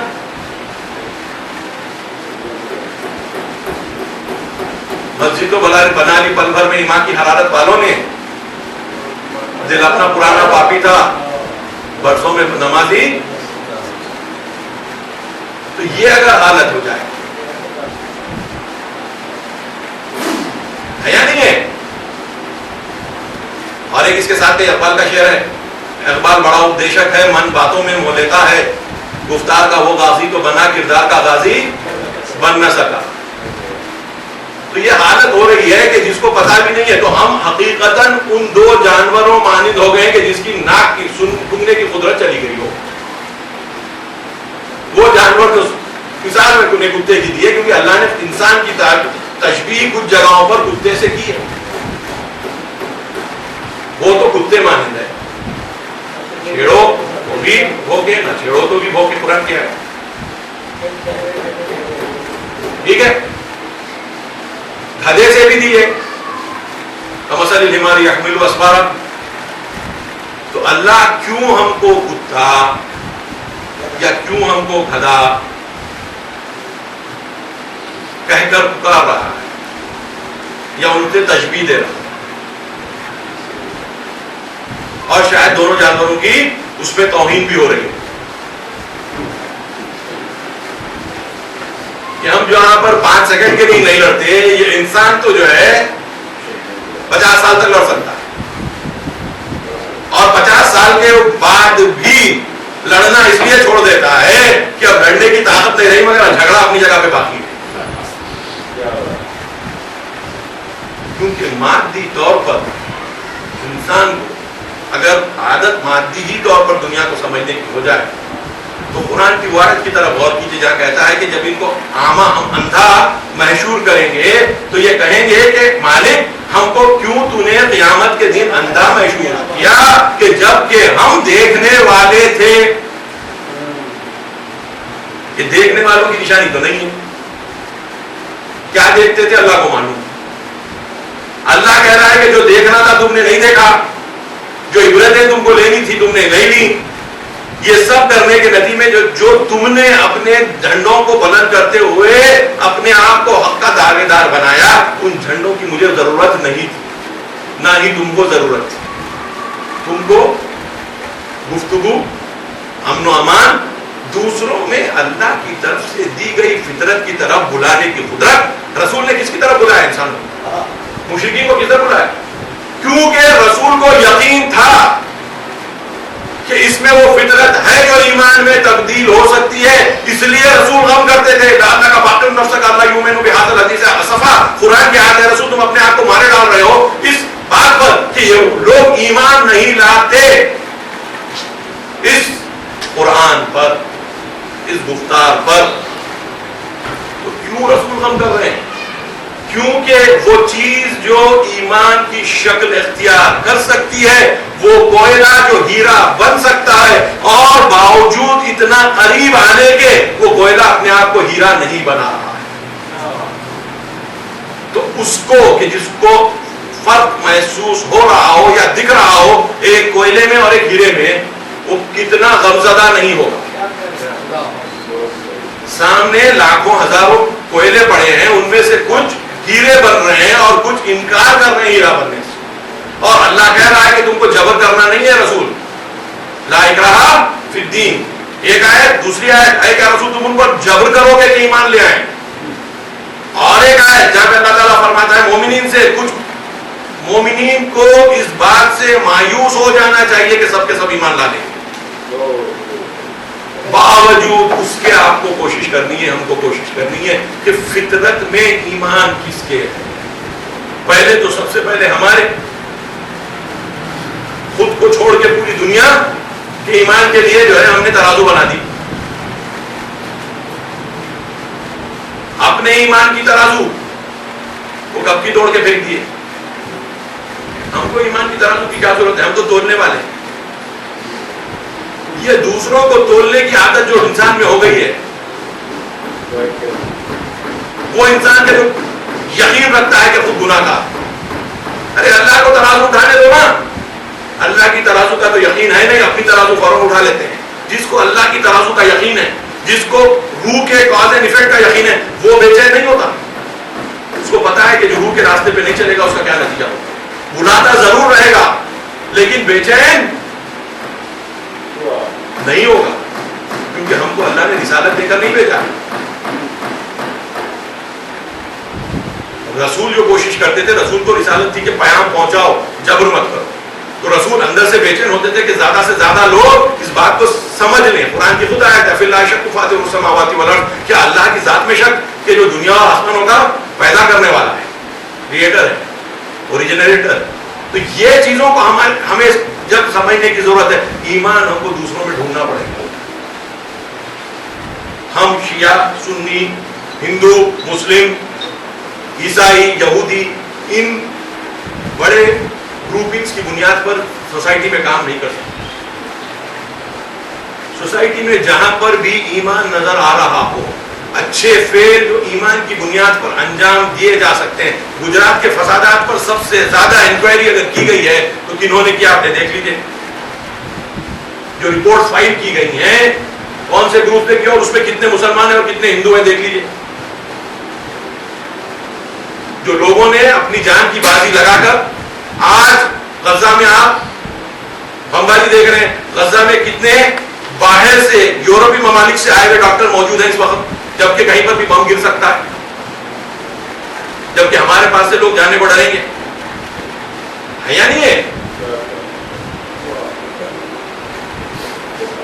اتنا آسانی سے ایمان کی ترازو اٹھا کر کھڑا ہونا، لوگوں کو ادھر اور ادھر تقسیم کرنے کا کام کرنا، اور دنیا کفر چاہتا یہ ہے کہ ہر ایمان والا اپنے ہاتھ میں ترازو اٹھائے، اور اس کے بعد جو جھگڑا شروع ہوگا گھر سے شروع ہوگا، پہلے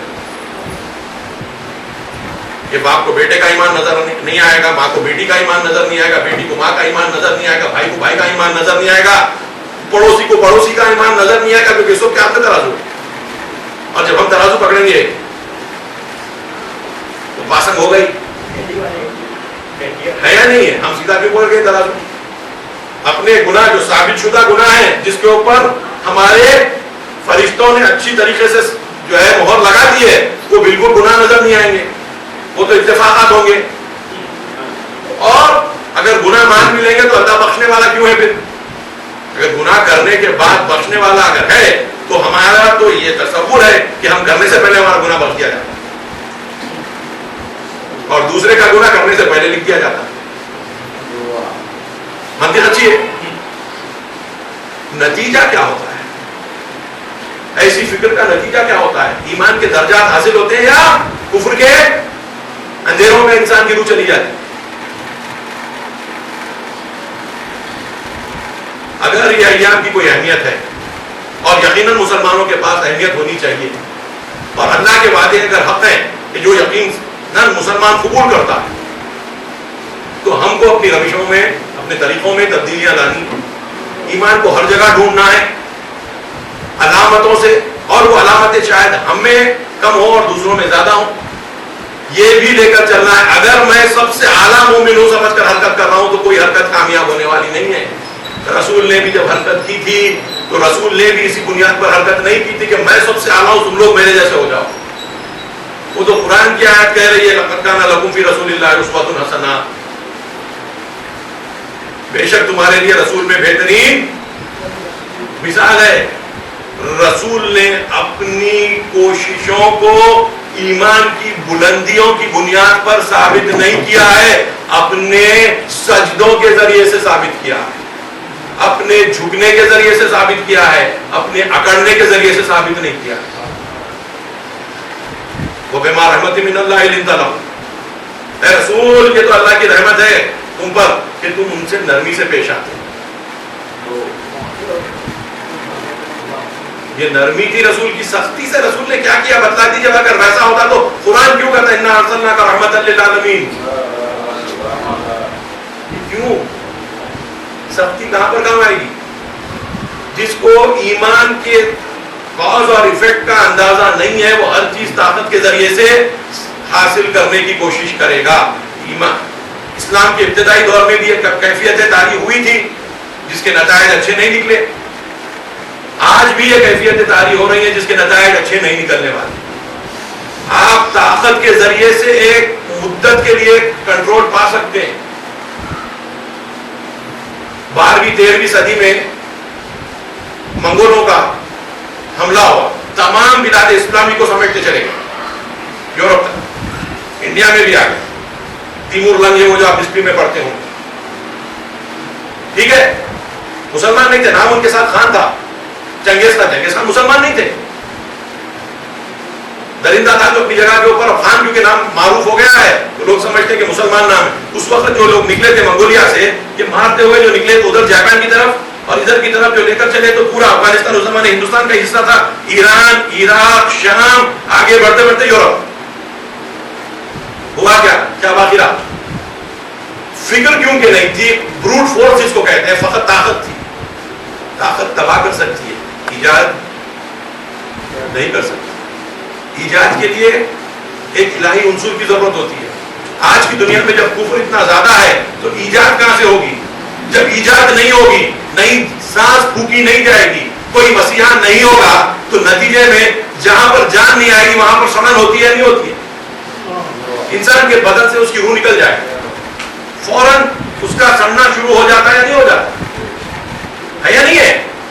جو انسان کا بدن 60 سال 70 سال جتنی بھی اس کی عمر رہی ہو کبھی سڑا نہیں تھا، روح کے نکل جانے کے نتیجے میں امیڈیٹلی سڑنا شروع ہوتا ہے نہیں ہوتا ہے؟ آج کا دور جب کافرانہ ہے، مشرکانہ ہے اور جس میں ہمارا بھی کافی حد تک حصہ ہے، تو اس کے نتائج یہ ہو رہے ہیں کہ سڑن ہو رہی ہے دنیا میں، اور وہ سڑن کے آپ کو مختلف جگہوں کے اوپر آثار نظر آ رہے ہیں۔ یہ جو ہمارے پاس بار بار جو ہے نیوز میں آپ جا کر آپ کھولیے، یا تو کہیں فتویٰ غارت کری، یا تو کہیں پلین کو مار کر پیسنجر گرا دیا، یا کوئی ریپ کی بات ہو کیا رہا ہے؟ یہ ہو رہا ہے نہیں ہو رہا ہے؟ اس کو سڑن نہیں کہتے تو کیا کہتے؟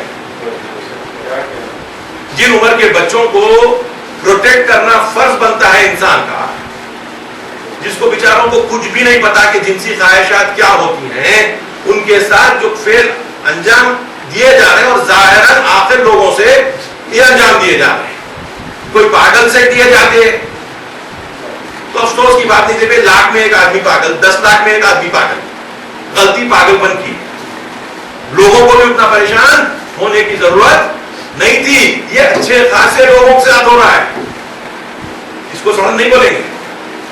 آج جب کفر کی علامتیں واضح سے واضح تر ہوتے جا رہی ہیں، اگر ہم کو ایمان کے کاز اینڈ ایفیکٹ کا اندازہ ہے اور ہم پھر بھی ایمان کے کاز اینڈ ایفیکٹ کی، سبب اور مسبب کی، علت اور نتیجے کی طرف حرکت نہیں کر رہے ہیں، اس کا مطلب آج اتنی دنیا کو ایمان کی ضرورت ہے آج سے پہلے کبھی نہیں کی، کیونکہ ایک چھوٹی سی ٹرک پہ رکھ کر جو میزائل فائر کیا گیا ہے وہ 10 کلومیٹر سے زیادہ اونچے اڑنے والے پلین کو نیچے لا دیا، جو ایک لاری سے لانچ کیا گیا ہے۔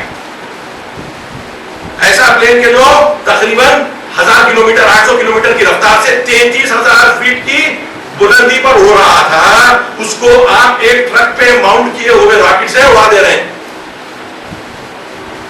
اور کتنے لوگوں کے پاس یہ چیزیں آ جائیں گی؟ کون سا پلین آسمان میں جا کر واپس پہنچنے کے قابل رہے گا؟ ٹیکنالوجی کی بات بول رہے ہیں نا، تو چین اور سکون جس طریقے سے شہروں میں ختم ہو گیا ہے، بین الاقوامی طور پر بھی ختم ہونا شروع ہوگا یا نہیں ہوگا؟ اگر یہ آج کے علائم ہم دیکھ رہے ہیں، اور تاریخ کی پہیہ بڑی تیزی سے گھومنے لگا ہے، کیونکہ بیماری میں بھی چاہے وہ بدنی ہو ایک لیول تک ایک سپیڈ پر جاتی ہے، مگر ایک لیول کے بعد جب انسان کے ریزسٹنس کو توڑ دیتی ہے اس کے بعد اس کی جو گروتھ ہے وہ الگ ہی ہو جاتی ہے. ٹھیک ہے، جب تک کہ اس کے باڈی کا ریزسٹنس ہوتا ہے اس کی گروتھ کا ایک پیٹرن ہوتا ہے عمومی طور پر، لیکن جب وہ ختم ہو جاتا ہے تو اس کے بعد تیزی سے بیماری کا اثر ہوتا ہے اور انسان کو بھی ٹائم نہیں لگتا. روحی طور پر بھی مفلوج انسانیت کو آج جتنی ایمان کی آکسیجن کی ضرورت ہے، اور ایمان والوں کو یہ جانتے ہوئے کہ اس آکسیجن کی ضرورت ہے اور یہ آکسیجن ان کی ذات میں پہلے اور ان کے اطراف میں بعد میں آئے گا، تو وہ اپنی طرف کتنی توجہ نہیں کریں گے، اپنی ذات میں ایمان کے ان علائم کو، ان نشانیوں کو پیدا کرنے کی کتنی نہیں کوشش کریں گے کہ جس کے نتیجے میں اور بھی نتائج مرتب ہونا شروع ہو جائیں گے. جب اللہ نے کفر کے نتائج میں دنیا کو سڑا رہا ہو، تو جب رحمت للعالمین کے ذریعے سے دنیا کو حیات دیا ہو، حیا نہیں ہے قرآن کی آیت ہے، تم لبیک کہو اللہ کو اور اس کے رسول کو جب وہ تمہیں بلاتا ہے اس چیز کی طرف جو تمہیں حیات بخشتی ہے.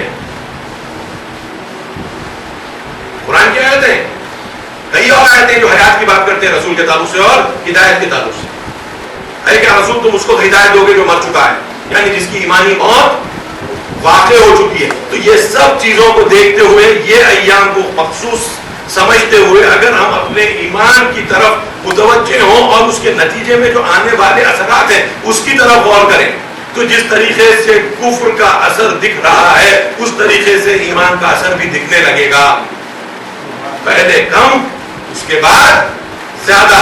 جیسا دنیا کے بدن پر کفر کا غلبہ ہوا ہے اس کی نجات ایمان کے بڑھنے سے ہوگی، کیونکہ ہم اس بات کے قائل ہیں، ہم اس بات کے قائل ہیں قرآن کی بنیاد پر کہ اس دنیا کے وارث اللہ کے نیک بندے ہوں گے. ٹھیک ہے، یہ تو ہم نے قرآن کتابوں میں لکھ دیا ہے، توریت میں لکھ دیا ہے. قرآن کی آیت ہے ان الارض یرثها عبادی الصالحون، اس دنیا کے وارث میرے اچھے صالح بندے ہوں گے. اور یہ قرآن کا وعدہ نہیں ہے، یہ توریت کا وعدہ ہے. توریت کا وعدہ ہے، تو وعدے تو پورے پہلے کر چکا اللہ. ہم کو یہ کہہ کر کہتا ہے کہ تم پہلی گزشتہ کتابوں میں ایمان رکھو اور قرآن پر بھی ایمان رکھو.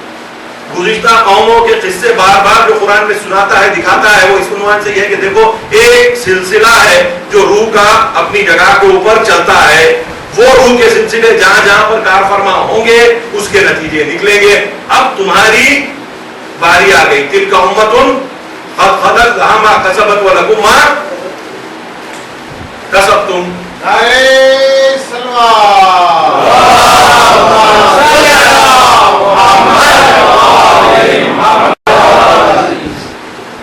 جہاں تک بھی ممکن ہو سکے اگر ہم اپنے ایمان کی طرف توجہ نہیں کریں اور یہ ایام گزر جائیں اور ہمارے پاس یہ بات سمجھ میں نہیں آئے کہ ایمان کر کیا سکتا ہے.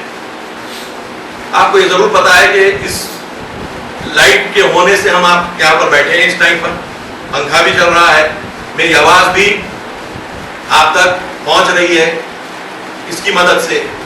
تو ایک لائٹ کے ذریعے سے ہم یہ سب کام کر سک رہے ہیں، نسبتاً آرام کے ساتھ بیٹھے ہوئے ہیں.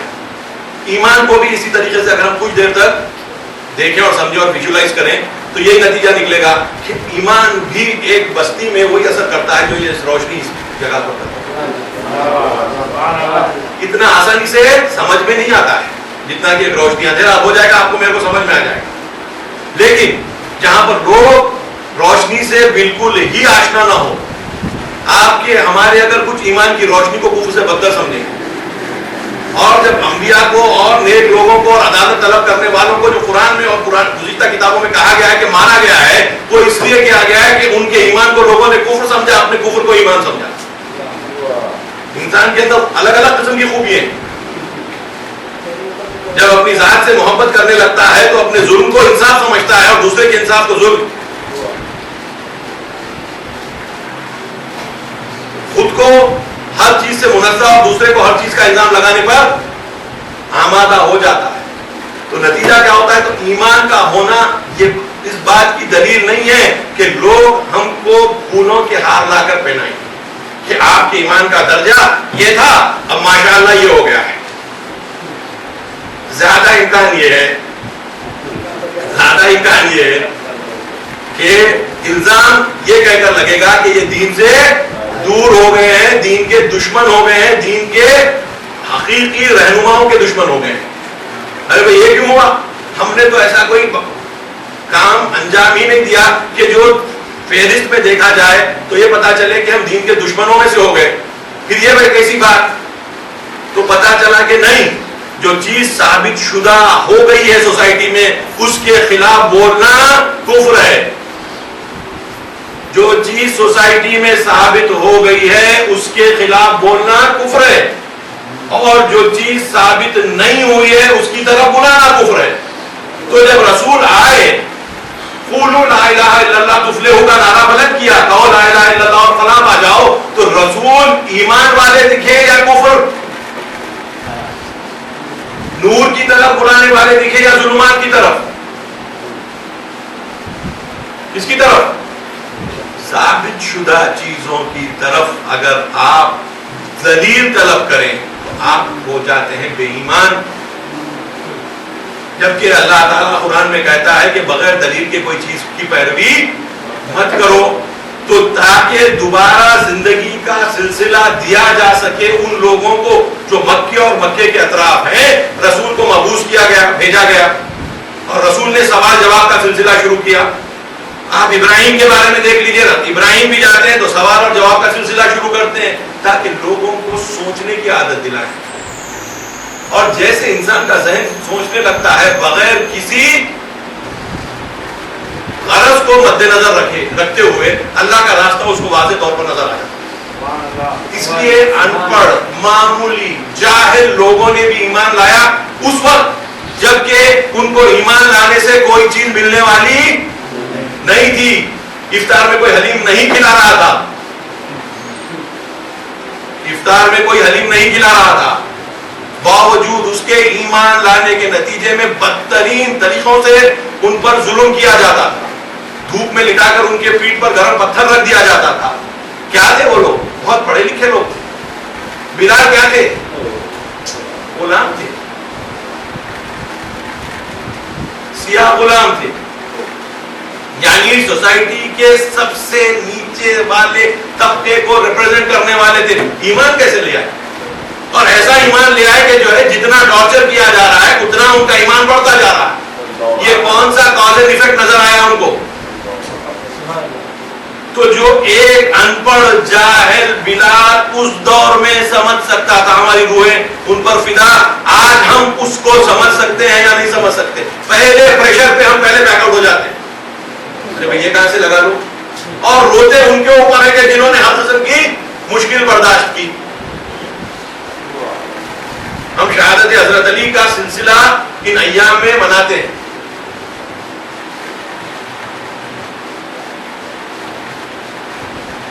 وہ چیز کیا تھی کہ جو کچھ لوگوں کو ان کا اتنا گرویدہ بنا دیا اور کچھ لوگوں کو اتنا بڑا دشمن؟ وہ کیا چیز تھی؟ کچھ جو ان پر جان دینے کو تیار تھے اور کچھ جو ان کی جان لینے پر آمادہ تھے اور لے چکے. فرق یہی تھا کہ جو ان پر جان دینے کو تیار تھے انہوں نے وہ کاز اور ایفیکٹ کا، وہ سبب اور مسبب کا، وہ علت اور نتیجے کا ریزن اور لنک دیکھ لیا تھا. جہاں پر اللہ کے راستے کو سمجھنے کے بعد پہاڑ اپنی جگہ سے ہل جائے گا، مومن اپنی جگہ سے نہیں ہلے گا. تو وہ لوگ تھے، نتیجہ بھی بھگتا انہوں نے. بعد از علی ان کو چن چن کر مارا گیا. بہترین اعلیٰ ترین عبادت کرنے والے نیک اور شریف حضرات، کسی کو بخشا نہیں گیا. دنیا کے دستور الگ ہوتے ہیں مگر دنیا میں اللہ کے لیے جینے کے دستور الگ ہوتے ہیں. ہمارے پر چوائس ہے، اما کافرم و اما شکورا. کفر کرو اس راستے کا کہ جس کے لیے تمہیں بنایا گیا ہے، نتیجے میں تم ہر جگہ اپنے انسان ہونے کو ٹھکراتے جاؤ گے، رد کرتے جاؤ گے. آخری میں اس طریقے کی حالت ہو جائے گی کہ تم ایک جیفا بن جاؤ گے، مردار جسم کہ جس کی کھال بھی قابل استفادہ نہیں ہوگی۔ برخلاف اس کے اگر تم نے وہ راستہ طے کر لیا، مشکل ہی صحیح، اور ایمانی راستوں کو سمجھ کر اس پر آگے بڑھنے لگے تو تمہیں بدن کے چھوڑنے کی خواہش ہو جائے گی، بدن کو پکڑنے کی خواہش باقی نہیں رہے گی۔ بدن ایک چیز ہے جس کے ذریعے سے اللہ نے ہم کو اس کا سفر طے کرنے کا آلہ بنایا ہے، وسیلہ بنایا، انسٹرومنٹ بنایا۔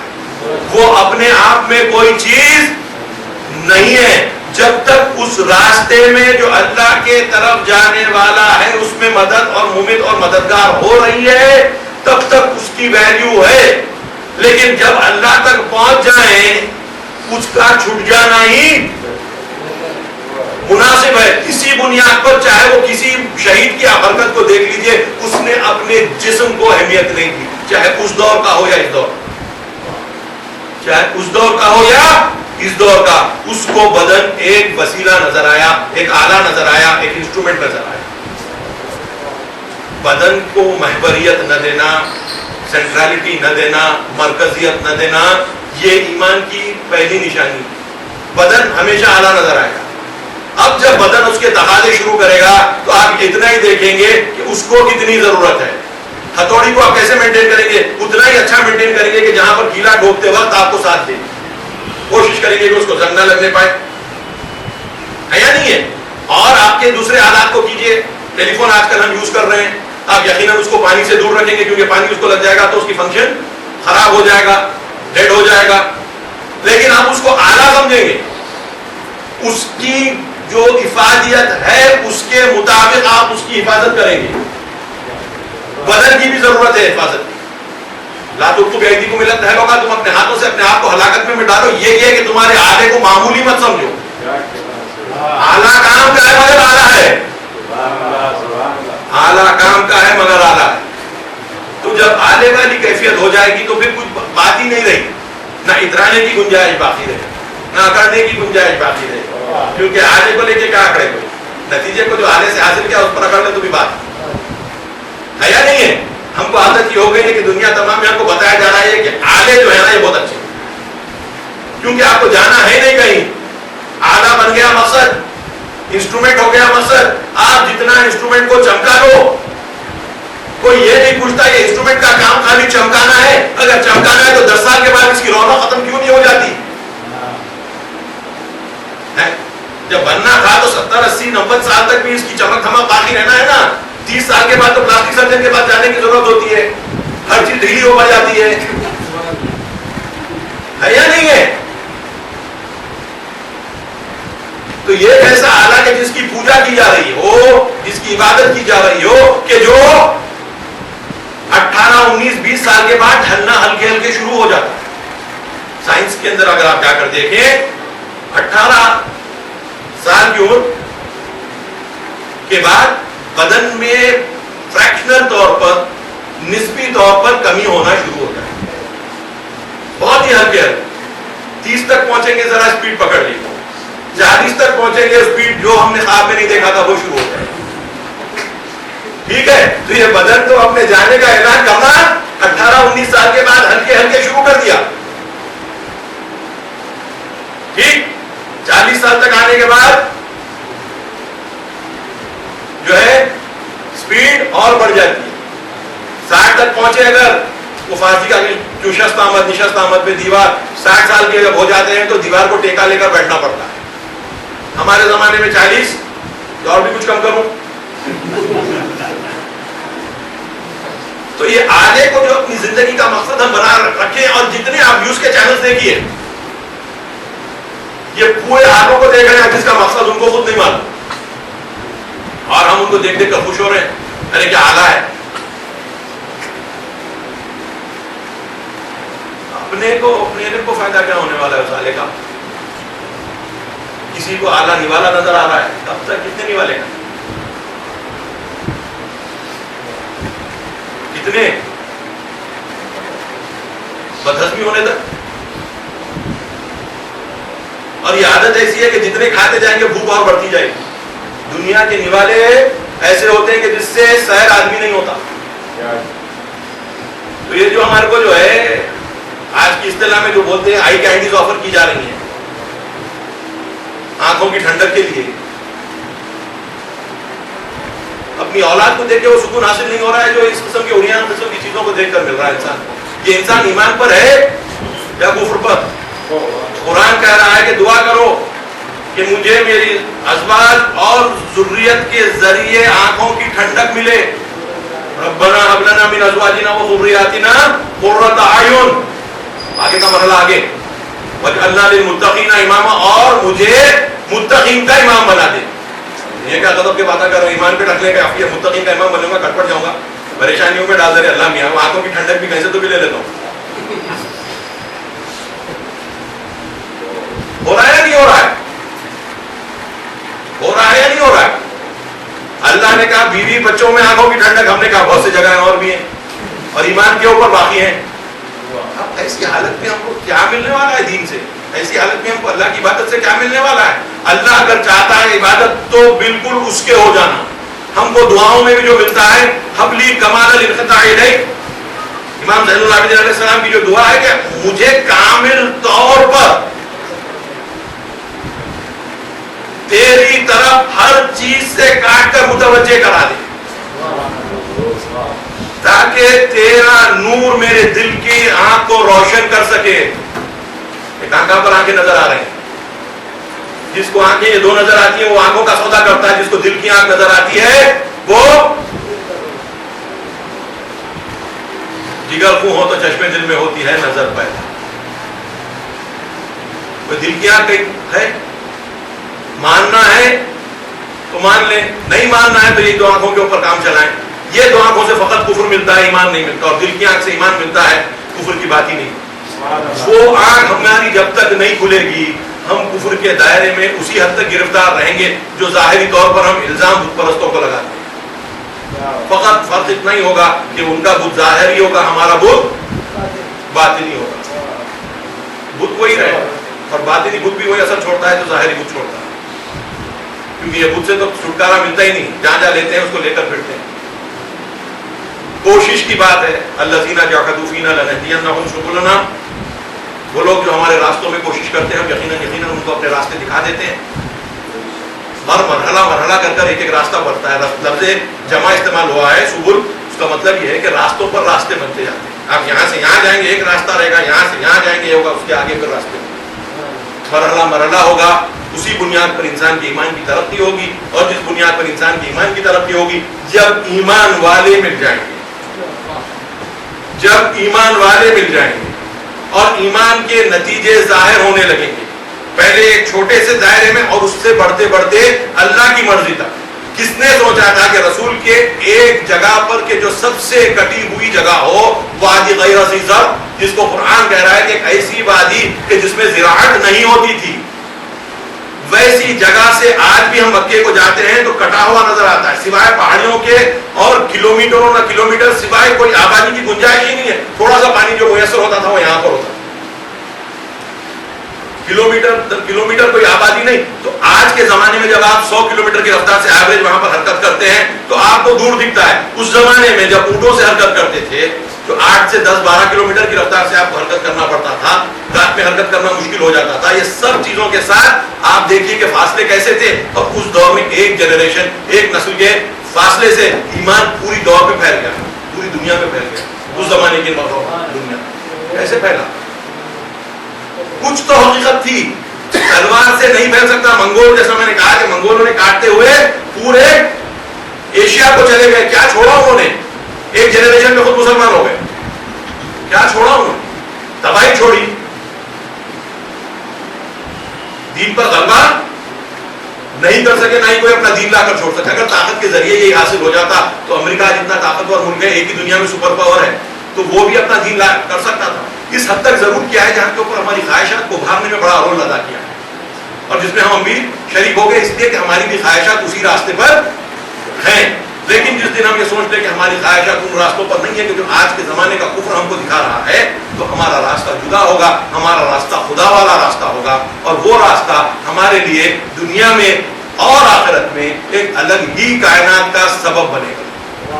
یہ دنیا وہ دنیا باقی نہیں رہے گی, وہ آخرت الگ ہی ہوگی. اگر اس دنیا میں گم ہو کر آخرت کو ہم تلاش کر رہے ہیں تو ہم کو آخرت ملنے والی ہے.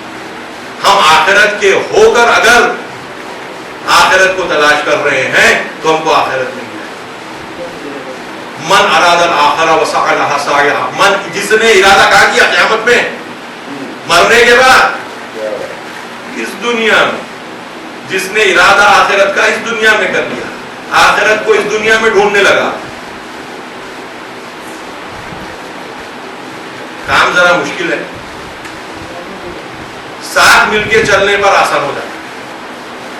کام مشکل ہے, ساتھ مل کے چلنے پر آسان ہو جاتا ہے. اور قرآن کی جو چھوٹا سا سورہ ہے جو کہتا ہے بسم اللہ الرحمن الرحیم والعصر ان الانسان لفی خسر, یقیناً عصر کی قسم تمام انسان خسارے اور نقصان میں سوائے الا الذین آمنوا وعملوا الصالحات, ایمان لائیں اور اچھے اعمال انجام دیں, وتواصوا بالحق وتواصوا بالصبر, جو ایک دوسرے کو وصیت کریں گے حق کی اور صبر کی. یہ مل جل کے اللہ کے راستے پر ایمان رکھ کر اچھے اعمال کرنے والی جو کیفیت ہے, یہ کسوٹی ہے انسان کے ایمان کو باقی رکھنے کے لیے. اور آپس میں اگر ملیں گے نہیں تو ایمان باقی نہیں رہے گا. اکیلے کو بآسانی شیطان شکار کر لیتا ہے, لیکن جب مل جل کے کوئی کام کرتا ہے تو شیطان اسے آسانی سے پکڑ نہیں سکتا. مومنین آپس میں امر بالمعروف نہی عن المنکر کرتے ہوئے ایک ایک قدم کرتے ہوئے آگے بڑھیں, اور دوسری قوموں میں بھی ایمان کو پہچاننے کی کوشش کریں. دوسری قوموں کو رد نہیں کر دیں یہ تو وہ ہیں, یہ کوئی وہ نہیں ہوتا, سب انسان اللہ کے بندے ہیں اور سب میں ایمان کی روشنی ہے, ان میں اللہ کی فطرت ہے. اس فطرت کو بغیر ہمارے طریقوں کو افضل سمجھ کے, ان کے طریقوں کو گرا ہوا سمجھ کے اگر ہم اپروچ کریں گے تو ہم تعالوا الی کلمۃ سواء ہو جائیں گے. آ جاؤ ایک کلمے کی طرف جو ہمارے اور تمہارے میں کامن ہے, سوا ہے, کہ ہم اللہ کی عبادت کریں گے اور کسی کو اس کا شریک نہیں ٹھہرائیں گے. یہ اگر بنیادوں پر ہم حرکت کرنے کو تیار ہیں اور لوگوں میں فرقوں کی بنیاد پر, نئی محبتوں کی بنیاد پر اور اللہ کے راستے کو آگے بڑھانے کی بنیاد پر اگر آگے بڑھیں, نہ فقط یہ سوچتے ہوئے کہ ہم شیعہ ہیں وہ سنی ہیں, وہ سنی ہیں ہم شیعہ ہیں, وہ ہندو ہیں مسلمان ہیں وہ کرسچن ہیں, مسلمان ہیں وہ ہندو ہیں وہ کرسچن ہیں, یہ سب جھگڑوں سے اپنے آپ کو بلند کر کر انسانیت کی تلاش اور ان اصولوں کو جو ایمان اور اچھے اعمال والا ہے اس کی طرف اگر ہم غور کریں تو شاید یہ دنیا میں پہلی حرکت حیات کی طرف آئے گی. ورنہ یہ دنیا آج کے دور میں کم از کم موت کی طرف تیزی سے بڑھ رہی ہے, مگر اس کی مرضی وہ کس طریقے سے اس کو دوبارہ حیات کی طرف لائے گا. لیکن ہم کو اپنا رول انجام دینا ہے تو ہم سب مل کر جہاں تک بھی ہو سکے اپنے ایمان کے راستوں کو سمجھیں, اپنے روح کے راستوں کو سمجھیں اور بدن کو وسیلہ سمجھتے ہوئے, آلہ سمجھتے ہوئے, انسٹرومنٹ سمجھتے ہوئے اس کو کام میں لائیں اور بغیر غرور اور تکبر کے اس راستے کو آگے بڑھائیں. اور انشاءاللہ اللہ سے دعا کریں کہ اس راستے پر ہم کو کامیابی عطا فرمائیں اور انشاءاللہ دنیا کو اس چیز کی طرف لے جائے کہ انشاءاللہ جو دنیا اس طرف پہنچے گی. ان الارض یرثها عبادی الصالحون, یہ وعدہ پورا ہوگا اور یقیناً اس کو پورا کرنے والے ایمان والے ہوں گے اور اچھے عمل کرنے والے ہوں گے. اللہ ہم کو ان میں شامل کرے اور ہمارا سب کا خاتمہ خیر اور ایمان پر کرے. وآخر دعوانا الحمد للہ رب العالمین.